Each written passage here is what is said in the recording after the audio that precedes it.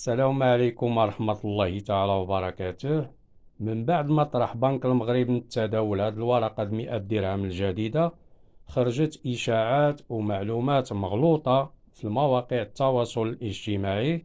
كيقولوا باللي هاد الأوراق النقدية اللي كتلاحظوا في الشاشة ما بقاتش صالحة، يعني ما بقاتش كتداول.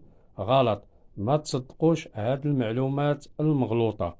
واللي بغى يتأكد يزور موقع بنك المغرب، فيه معلومات على النقود اللي ما زال كتداول والنقود اللي ما بقاتش كتداول.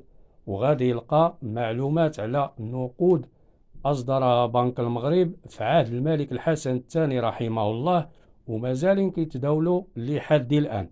فلهذا مهما ما خرج قرار بموجب مرسوم ملكي كيأكد باللي هذه النقود تسحبت، فيمكن لك تستعمل التداول بلا ما تخاف. وبالتوفيق للجميع، دمتم في رعاية الله وحفظه.